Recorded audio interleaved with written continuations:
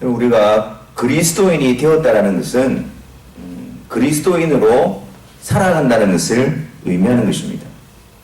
그리스도인이라는 이름은 바로 하나님께서 그 예수 그리스도로 말미암아 우리들에게 은혜로 베푸신 복된 이름입니다. 그래서 예수 그리스도의 사람, 예수 그리스도께 속한 자들, 그리고 예수 그리스도로 말미암아 하나님의 거룩한 자녀가 되고 또 백성이 되고 하나님의 소유가 되었다라는 것, 그것이 우리에게 있어서 얼마나 복된 일인지를 모릅니다. 그런데 그것은 그 이름뿐만 주어진 것이 아니라 이 세상과 구별되어지는 그런 삶도 같이 우리에게 주어져 있다는 것입니다. 좀 더 우리가 구체적으로 그리스도인으로 산다는 것에 대해서 우리가 살펴보기 위해서 로마서 6장 21절과 22절의 말씀을 한번 보도록 하겠습니다.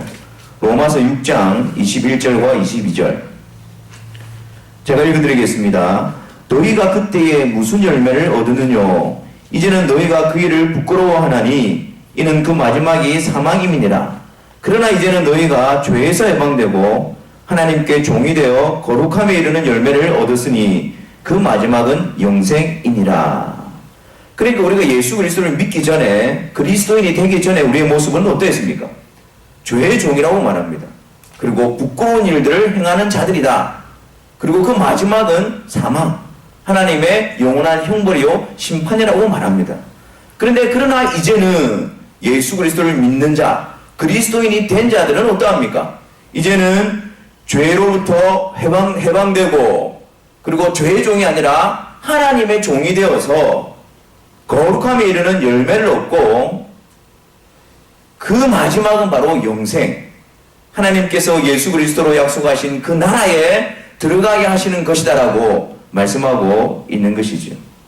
그러니까 예수 그리스도를 믿고 예수 그리스도를 믿는 자로서 그리스도인으로 살아간다는 것은 우리가 죄에서부터 해방되어지고 더 이상 죄의 종이 아니고 하나님의 종이 되어져서, 그리고 그 나라를 소망하며 살아가고 있는데 지금 당장 현재 지금의 우리 삶 가운데는 반드시 거룩한 삶에 이르는 열매를 얻게 되어진다는 것을 성경은 말씀하고 있는 것입니다. 그러니까 내가 예수님을 믿고 그리스도인이다, 내가 천국에 갈 것을 확신한다. 근데 지금 우리의 삶이 거룩함과 상관없는 삶이 될 수가 없다라는 것입니다. 내가 예수님을 믿어 죄로부터 해방이 되어졌고, 내가 예수님을 믿어 천국에 갈 확신을 가지고 있는 자는 동시에 오늘을 거룩한 이 세상에 사는 사람들과는 다른 구별된 삶을 살아갈 수밖에 없다는 것을 성경은 말씀하고 있는 것입니다. 고린도후서 5장 17절에 보면 이전 것은 지나갔으니 보라 새 것이 되었다라고 선언하고 있습니다. 누구든지 그리스도 안에 있으면 새로운 피조물이라. 이전 것은 지나갔으니 보라 새 것이 되었다는 것입니다. 이전 것이 무엇입니까? 이전 것은 바로 우리가 죄의 종이 되어, 그리고 부끄러운 일을 행하고 그 마지막은 하나님의 영원한 진노와 심판 안에 가는 것을 의미하는 것입니다. 예수 그리스도를 믿는 자들은 그것이 다 지나갔고 새 것이 되었다는 것입니다. 죄로부터 해방되어지고 죄의 종이 아니라 이제 하나님의 종이 되어져서 하나님의 말씀을 따르고 하나님을 의지하고 하나님을 신뢰하여 하나님의 약속하신 그 나라에 이르게 되어지는 자들이 바로 그리스도인이라고 말씀하고 있는 것입니다. 그렇기 때문에 그리스도인은 이 세상 가운데서 죄로부터 해방되어지고 하나님의 나라에 대한 천국의 소망을 가지고 거룩한 하나님의 백성으로서 하나님을 닮아가는 삶을 우리는 살아가게 되어져 있는 것입니다. 거룩한 삶을 살아간다는 것은 무엇을 의미하는 것일까요? 이 세상과 구별되어진, 이 세상과 다른 거룩한 삶을 살아간다는 것은 무엇을 의미하는 것일까요? 그것은 바로 우리가 이 세상의 가치와 기준을 쫓아가는 자들이 아니라, 그리고 이 세상의 풍속을 쫓아가는 자들이 아니라 바로 하나님을 신뢰하고 하나님을 의지함으로 하나님의 말씀대로 살아가는 삶이 바로 거룩한 삶, 구별되어진 삶인 것입니다. 그래서 오늘 본문의 말씀을 통해서 그리스도인, 거룩하게 구별되어진 그리스도인으로서 어떻게 이 세상을 살아갈 것인가 라는 부분을 한번 나눠보려고 합니다. 첫 번째로 그리스도인으로서 거룩한 삶을 이 세상에서 살아가기 위해서 우리는 어떻게 해야 합니까? 오늘 1절 말씀해 보니까 형제 사랑하기를 계속하고 라고 말합니다. 형제 사랑하기를 계속하고. 바로 이 세상 가운데서 형제 사랑하는 것을 계속하는 것이 바로 구별되어진 거룩한 삶의 모습입니다. 여러분, 형제 사랑은 그리스도인이라고 하면 당연히 나타날 수밖에 없는 것입니다. 왜요? 그리스도인이 어떤 자들입니까? 그리스도인은 바로 하나님의 사랑을 받은 자들입니다. 하나님의 사랑이 그 속에 거하는 자들입니다. 하나님의 사랑이 그 마음에 부음화되어지고 하나님의 사랑이 그 마음 가운데에서 역사하고 있는 자들이 바로 그리스도인입니다. 그렇기 때문에 그 하나님의 사랑이 우리 가운데서 우리를 통하여 나타나게 되어져 있다는 것이죠. 그래서 형제 사랑이라는 것은 하나님의 사랑이 내 속에 거한다라는 증거요 열매가 되어지는 것입니다. 이전에는 우리 속에 있었던 것이 무엇입니까? 시기와 질투와 다툼과 그 모든 죄상들밖에 없었습니다. 그런데 그리스도인이 되었다는 것은 하나님의 사랑이 우리 안에 거하는 것이고 하나님의 사랑이 우리 안에 역사하는 것이기 때문에 우리 안에서 그 죄성을 짓누르고 우리로부터가 아니라 하나님으로부터 주어진 그 하나님의 사랑이 우리를 통해서 나타나게 되어지는 것, 그것이 바로 형제 사랑이요, 그리스도인이 하나님의 사랑 안에서 형제를 사랑할 수밖에 없는 이유가 되어지는 것입니다. 그리고 또한 여러분, 그 형제가 어떤 자들입니까? 형제를 사랑하기를 계속하라. 그 형제가 누구입니까? 그 형제 역시 하나님께서 예수 그리스도를 통하여 사랑하여 부르신 자들입니다. 하나님께서 그 예수 그리스도의 사랑을 통하여 그를 불러 예수 그리스도의 몸에 연합되어진 지체로 부른 자들입니다. 그렇기 때문에 그 형제를 사랑한다는 것은 예수 그리스도의 몸에 연합되어진 지체를 사랑하는 것이고, 그 지체를 사랑한다는 것은 예수 그리스도의 몸을 사랑하는 것입니다.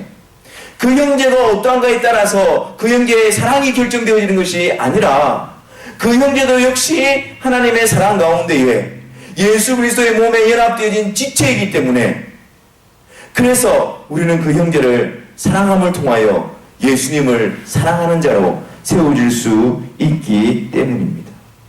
그런데 여러분, 이 세상은 어떻게 말합니까? 형제 사랑하기를 계속하라 라는 이 부분에 대해서 이 세상의 가치는 그렇게 말하지 않습니다.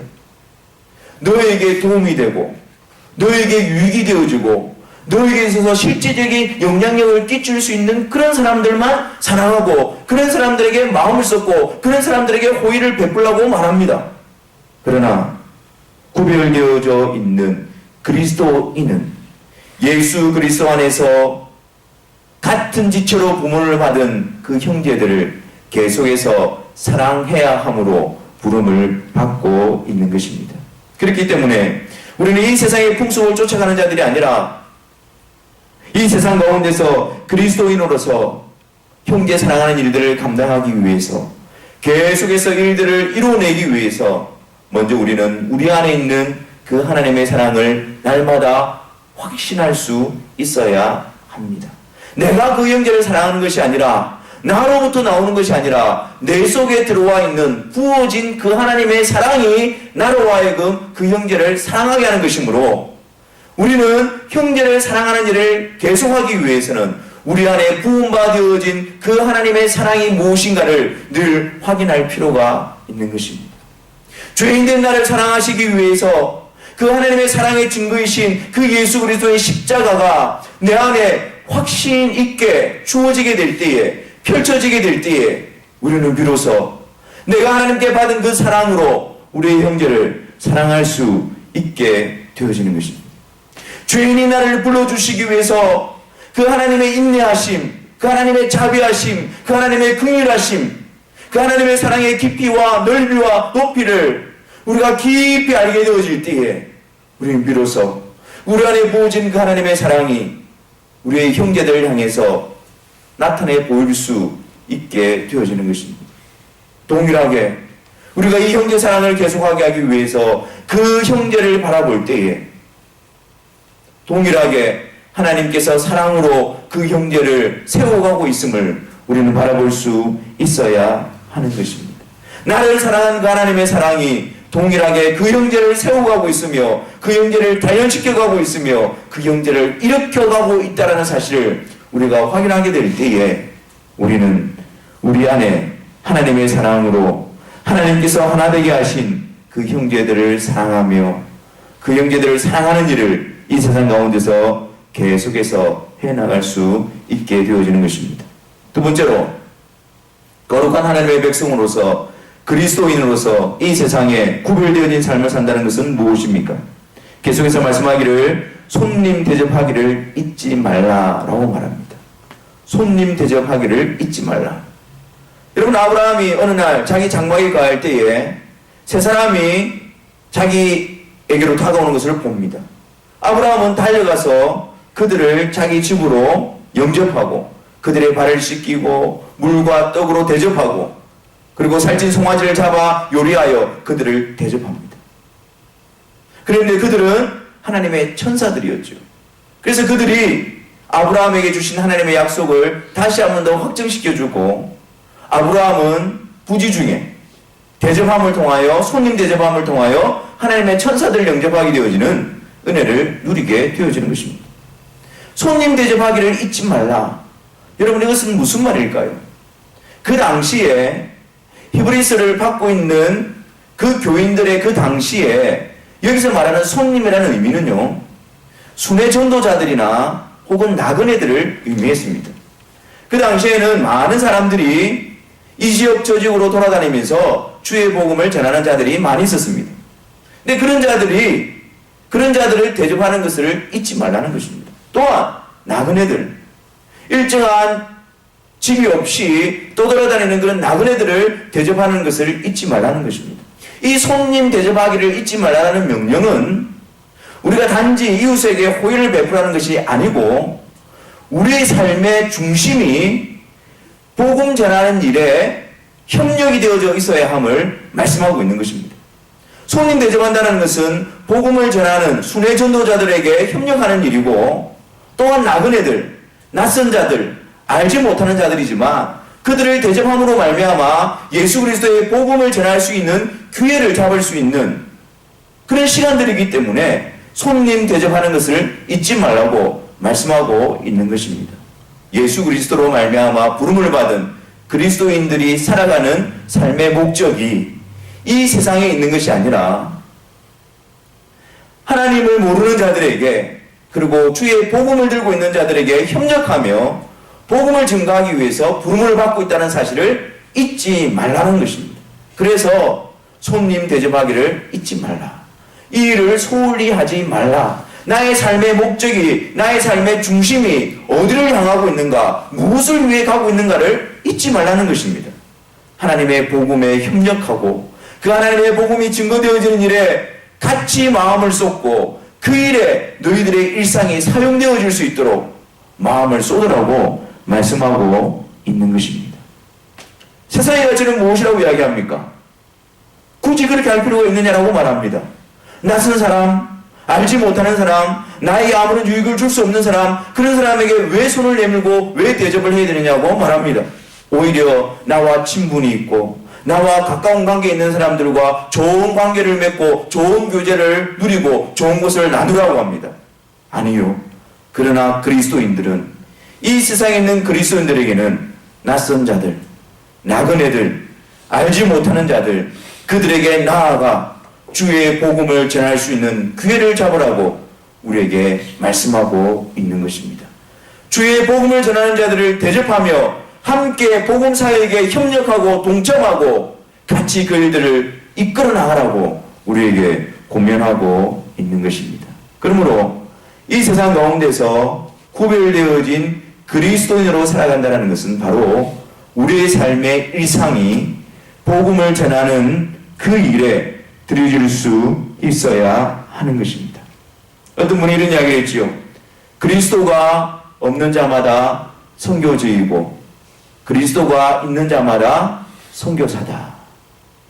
우리의 심령이 우리의 삶에 있어서의 목적과 구심점이 마음 자세가 예수 그리스도가 없는 자가 바로 선교주의고 예수 그리스도를 영접한 내가 바로 선교사로 부름받고 있고 선교사로 살아가고 있다는 그런 마음과 자세로 우리는 살아갈 수 있어야 하는 것입니다. 또한 세 번째로 그리스도인으로 이 세상 가운데서 거룩하게 구별되어진 삶을 살아간다는 것은 무엇을 의미하는 것일까요? 오늘 말씀해 보니까 모든 사람은 혼인을 귀히 여기고 침소를 더럽히지 않게 하라라고 말씀합니다. 이것은 바로 가정의 거룩함을 지켜내라는 것입니다. 이 세상 가운데서 가정의 거룩함을 지켜내는 것, 그것이 바로 그리스도인으로서 이 세상에서 구별된 삶을 살아가는 것입니다. 여러분, 가정은 어떤 곳입니까? 하나님께서 남편을 가정의 머리로 허락하시고 아내를 그 남편을 돕는 배필로서 세워주시고 또한 언약의 자녀들을 출산하고 그들을 믿음 안에서 양육시키게 하기 위해서 가정을 허락하셨습니다. 그렇게 보면 이 가정이라는 것이 굉장히 중요한 것입니다. 이 죄악된 세상 가운데서 이 가정을 통해서 하나님이 온전히 선포되어지고 하나님에 대한 신앙이 전수되어지고 가르쳐지고 이어지는 곳, 그것이 바로 가정입니다. 가정의 목적은 다른 데 있는 것이 아니라 하나님 안에서 하나님을 믿는 가정으로서 온전히 세워져 하나님의 자녀들을 양육시키고 하나님 나라를 확장시켜가는 첫 번째 부름받은 것이 바로 가정인 것입니다.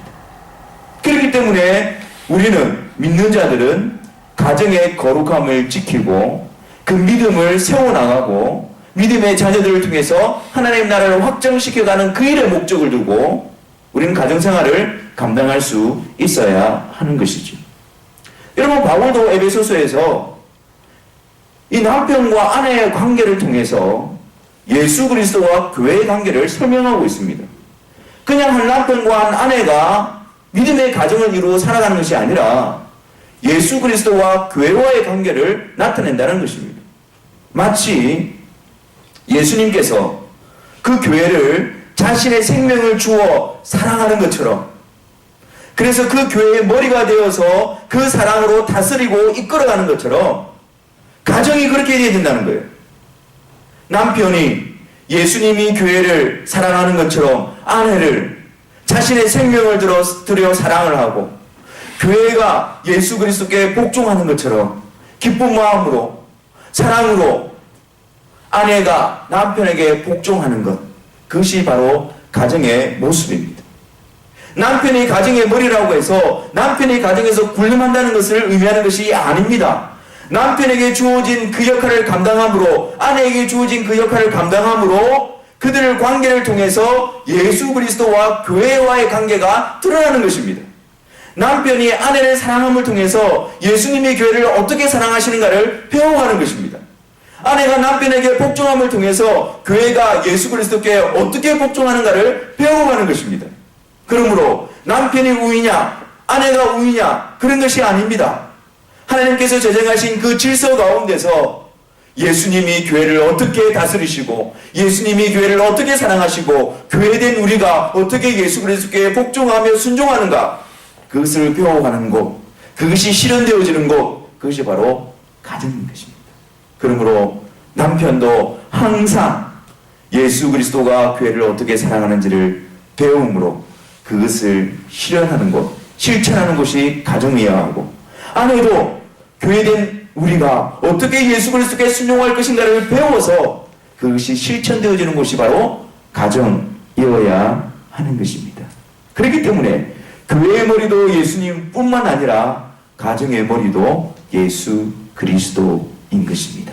남편도 예수 그리스도께 굴복이 되어져서 아내도 예수 그리스도께 굴복이 되어져서 예수 그리스도가 행하심을 보고 그게 따라 행하는 곳이 바로 가정이 되어야 하는 것입니다. 자녀들은 어떻습니까, 여러분? 여러분, 자녀들이 우리에게 있어서 제일 첫 번째 선교지라는 것을 알고 계십니까? 이 세상의 가치와 기준에 따라서 자녀들을 이 세상에서 최고로 만들기 위해서 우리는 많은 힘과 에너지와 마음을 쏟습니다. 그런데 그들이 우리에게 있어서 선교지라는 사실을 많이 잊어버리게 되었습니다. 이 세상의 기준에 따라서 그들의 성공과 그들의 잘됨을 기대하고 그 기대에 온갖 수고를 감당하고 있지만 그들의 영혼, 하나님의 언약의 백성으로서 하나님의 자녀로서 세워놓는 그 일에 있어서 부모들은 의무를 다해야 할 것입니다. 그 일이 일어나는 곳이 바로 가정이고 자녀들에게 날마다 예수 그리스도의 복음을 증가할 수 있어야 하는 것입니다. 무엇이 나쁘다, 무엇이 옳다, 그것을 이야기하기 전에 죄인된 우리들을 위해서 오신 예수 그리스도, 예수 그리스도가 우리의 구주 되심과 예수 그리스도가 우리의 주가 되심을 날마다 매 순간마다 자녀들에게 복음을 전해줄 수 있어야 하는 것입니다. 예수님은 제자들을 부르시고 3년 동안 함께 생활하셨습니다. 함께 지내시면서 함께 가시면서 함께 있게 하시면서 그 제자들로 하여금 예수님을 배우게 했습니다. 우리는 그것을 제자훈련이라고 하지 않습니까? 하나님께서 자녀들을 우리와 함께 두신 이유가 무엇일까요? 하나님께서 자녀들을 같은 공간, 같은 시간, 같은 곳에 우리를 두신 이유가 무엇일까요? 우리를 통하여 예수 그리스도의 제자로 삼으시기 위한 하나님의 놀라운 은혜의 방편임을 잊지 마시기를 바랍니다. 그 시간을 주님의 제자로 삼는 일에, 예수님을 나의 구주로 믿음으로 세워지는 그 일에, 그 영혼이 복음 위에 든든히 세워지는 그 일에 여러분들이 사용하시고 마음을 쏟으시고 시간들을 내셔야 하는 것입니다. 그렇게 될 때에 이 세상은 그런 거룩한 가정을 파괴하기 위해서 성적으로 유혹하고 범죄하게 하여 그 하나님께서 허락하신 그 아름다운 가정, 그 하나님의 믿음과 하나님에 대한 신앙이 온전히 세워줄 수 있는 그 가정을 파괴해버리는 곳에서 우리들은 단호하게 대처하며 거룩한 가정으로 세워주는 일에 우리는 온전히 헌신할 수 있어야 하는 것이지요. 네 번째로 여러분, 거룩한 백성으로서 그리스도인으로서 이 세상을 어떻게 살아가야 합니까? 돈을 사랑치 말고 있는 바를 족한 줄로 알라. 돈을 사랑치 말라는 거예요. 돈을 사랑치 말라는 것입니다. 돈을 사랑한다는 것은 무엇을 의미하는 것입니까? 나의 모든 삶에 있어서 목적이 돈이라는 것을 의미하는 것입니다. 내가 무엇을 하든지 간에 그 돈이 목적이 되어져 있고 그 돈을 얻기 위해서 나의 모든 것을 쏟아붓는 삶의 방식, 삶의 모습, 그것이 바로 돈을 사랑한다는 것의 모습입니다. 오늘 본 말씀은 세상 사람들은 돈을 사랑하고 세상 사람들은 돈을 위해서 앞서 나가지만 거기에 모든 것을 다 투자하지만 그것을 향해 나아가지만 너희들은 돈을 사랑하지 말라. 그렇게 말씀합니다. 그 이유가 무엇일까요? 돈을 사랑하지 말아야 하는 이유가 무엇입니까? 돈을 사랑하지 말고 있는 말을 족한 줄을 알라. 하나님께서 어떻게 말씀하십니까? 내가 너희를 떠나지도 아니하고 버리지도 아니할 것이다. 돈을 사랑치 말아야 되는 이유는 하나님을 잊지 않기 위함인 것입니다. 우리가 돈에 목적을 두고 그것을 향해서 쫓아가지 말아야 되는 이유는 그것이 우리의 주가 아니라는 것을 우리가 늘 믿음으로 고백할 필요가 있기 때문입니다. 이 세상은 돈이 전부라고 이야기합니다. 이 세상은 돈이 힘이라고 이야기합니다. 그것을 향해 모든 사람들이 달려갑니다. 하지만 우리는, 우리의 전부는 누구입니까? 우리의 생명을 이끄시는 분이 누구이십니까? 우리를 인도하시는 분이 누구이십니까? 바로 나를 떠나지도 않으시고 버리지도 않으시는 바로 그 하나님이신 것입니다. 그 하나님에 대한 믿음으로 우리는 돈을 사랑치 말고 그 하나님이 나의 의지며 나의 도움이시라는 것을 날마다 우리는 고백할 수 있어야 하는 것입니다. 또한 여러분, 성경은 오히려 돈에 대해서 말씀하기를 돈은 일만하게 뿌리라고 말합니다. 돈을 통해서 모든 악이 드러난다는 것입니다. 돈을 사랑한다는 그것이 결국에는 모든 악의 열매로 나타날 수 있는 가능성들을 내포하고 있다는, 그 위험성을 가지고 있다는 것을 말하는 것입니다. 돈. 여러분, 우리 주위를 한번 살펴보십시오. 그 돈 때문에 고통을 당하고, 그 돈 때문에 괴로움을 당하고, 그 돈 때문에 관계가 깨어지고, 그 돈 때문에 파탄에 이르는 그런 모습들을 우리는 보게 되어지는 것입니다. 돈을 사랑치 말고 하나님이, 나와 함께 하시는 하나님이 나의 힘이시고 나의 능력이심을 우리는 고백하며 살아가는 것, 그것이 바로 이 세상 가운데서 그리스도인으로서 구별된 삶을 살아가는 것입니다. 베드로와 요한이 성전에 기도하러 올라갈 때에 성전 유문에 앉아서 구걸하던 한 안전뱅이를 만납니다.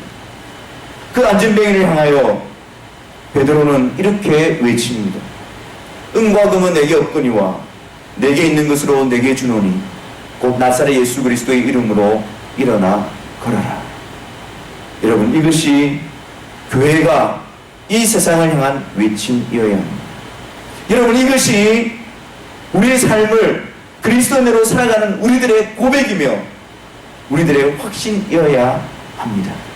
은과 금, 그것은 내게 없어도 내게 있는 것, 진정한 능력이신 예수 그리스도의 이름, 그것을 너희에게 준다. 이것이 바로 우리의 사명이어야 합니다. 세상은 은과 금을 요구합니다. 세상에서는 은과 금이 힘입니다. 그러나 그것으로 우리의 제 문제를 해결할 수 없습니다. 은과 금이 있으면 우리에게 편리함을 줍니다. 그리고 우리에게 풍성한 삶을 보장합니다. 이 세상에서 높은 자리를 보장합니다. 하지만 그것이 우리로 하여금 하나님의 자녀가 되게 하지는 못하는 것입니다. 예수님께서는 은과 금을 주시기 위해서 오신 분이 아니라 우리의 생명을 구원하시기 위해서 오신 분이십니다. 죄 가운데서 우리를 건져내어 하나님의 자녀가 되게 하기 위해서 오신 분이십니다. 그렇기 때문에 우리의 만족은, 우리의 힘은, 우리의 자랑은 은과 금이 아니라 오직 우리 주 예수 그리스도의 이름인 것입니다. 예수 그리스도로 말미암아 영원한 생명을 얻게 하시는 하나님의 놀라운 은혜가 바로 우리의 자랑이며 우리의 힘이어야 하는 것입니다. 있는 바를 족한 줄로 아십시오. 왜 그런 줄 아십니까? 왜 우리가 있는 바를 족한 줄로 알아야 합니까? 지금 우리가 하나님의 인도하심과 하나님의 섭리하심과 함께하심 가운데 있습니다. 그 있다는 증거가 지금 우리가 있는 선 자리입니다. 우리가 보기에는 부족하게 보이고 우리가 보기에는 원망과 불평과 낙담이 되어지는 상황 가운데 보인다 할지라도 우리를 떠나지 않은 하나님이 함께 계심으로 우리에게 있는 자리가 바로 오늘의 이 자리인 것입니다. 그래서 우리는 있는 바를 족한 줄 알아야 하는 것입니다. 하나님의 인도하심 가운데 있기 때문에, 하나님 우리를 떠나지 않고 있기 때문에 우리는 세상의 가치와 기준으로 부족함 가운데 있다 할지라도 있는 바를 족한 줄 알아야 하는 것입니다. 세상의 것으로 만족하는 것이 아니라 우리를 인도하시고 우리와 함께 하시는 하나님으로 우리가 만족하기 때문에, 그 하나님으로 우리가 족한 줄 알기 때문에, 그래서 우리는 오늘의 선자리에서 나와 함께 하시는 하나님으로 인하여 감사하며 믿음으로 나아갈 수 있어야 하는 것입니다. 이스라엘 백성들 광야에서 만나를 얻기 위해서 매일 새벽에 나아갔습니다. 일용할 양식, 하루 먹을 양식만을 그들은 거두어 드렸습니다. 매일 나갔습니다. 매일. 오늘의 양식은 있었지만 내일에 대한 염려가 사라지는 것은 아니었습니다. 그러나 하나님께서는 그 이스라엘 백성들에게 매일 일용할 양식을 거두러 나오게 하심으로 말미암아 그들에게 있어서 가장 중요한 것을 허락하셨습니다. 그것이 무엇입니까? 하나님으로부터 오는 양식으로 내가 체험을 받을 수 있다라는 그 사실을 깨우쳐 주신 것입니다. 매일매일 일용할 양식을 통하여 우리의 삶이, 우리의 생명이 하나님의 손에 있다라는 것을 보게 하신 것입니다. 그래서 매일 일용할 양식을 거둬들임으로 그 양식 앞에서 감사하고 그 양식을 통하여 하나님을 의지하고 순종하는 믿음을 하나님께서는 배우게 하신 것입니다. 있는 바를 족한 줄로 알라. 우리의 도움이 하나님이심을 믿는 훈련의 시간입니다. 일용할 양식이지만 이것이 나의 미래를 어떻게 보장합니까? 아니요. 우리의 미래를 보장하시는 분은 오늘 나를 도우신 그 하나님이심을 믿는 믿음으로 나아가는 시간인 것입니다. 그러므로 하나님께서 허락하신 환경과 하나님께서 허락하신 것 앞에서 원망과 불평과 염려가 아니라 매일매일 우리를 이끌어 가시는 그 하나님의 도우심 앞에서 감사하시며 오히려 그분을 의지하고 믿음으로 나아가는 것, 그것이 바로 하나님께서 우리에게 허락하신 놀라운 은혜의 자리인 것입니다. 세상 사람들은 세상의 가치는 많이 가져야 평안하다라고 말합니다. 많이 있으면 내 마음이 평안하다라고 이야기를 합니다. 그런데 그리스도인들, 예수 그리스도를 믿음으로 하나님의 자녀가 되어진 자들은 내 손에 일용할 양식만 있어도 그것이 내 미래를 보장해주지 않는 것처럼 보여도 그것을 허락하여 나의 미래의 주인이 되시고 나의 생명을 이끌어 가시는 그 하나님으로 인하여, 나를 떠나지 아니하시고 나를 버리지 아니하시는 그 하나님으로 인하여 만족함을 누리는 자들이 바로 그리스도인들인 것입니다. 주님이 나를 돕는 자시기 때문에 담대함으로 세워지는 것, 그것이 바로 그리스도인들의 구별된 삶인 것입니다. 마지막으로 여러분, 그리스도인으로서 이 세상 가운데서 구별되어진 삶을 어떻게 살아야 할까요? 7절 말씀입니다. 7절 말씀에 보면 하나님의 말씀을 너희에게 이루고 너희를 인도하던 자들을 생각하며 저희 행실의 종말을 주의하여 보고 저희 믿음을 본받으라. 여러분, 우리는 사회 가운데서 훌륭하고 성공한 자들을 우리 삶의 모델로 삼습니다. 그래서 그들의 모습을 따라가려고 하고 그들이 행한 모습대로, 그들이 이룬 것대로 그 지점에 도달하기 위해서 우리는 그 사람을 모델로 삼고 열심히 달려가기도 합니다. 이 세상 사람들이 가지고 있는 모델이라는 것은, 본이라는 것은 이 세상 가운데서 얼마나 더 성공할 수 있느냐에 달려 있습니다. 이 세상 가운데서 얼마나 더 번영을 누리느냐에 달려 있습니다. 그러다 보니 신앙생활에서도 그러한 모습이 들어와 있는 것을 보게 되어집니다. 아니, 어떤 집사님이 새벽기도 열심히 해서 사업에 성공했다더라.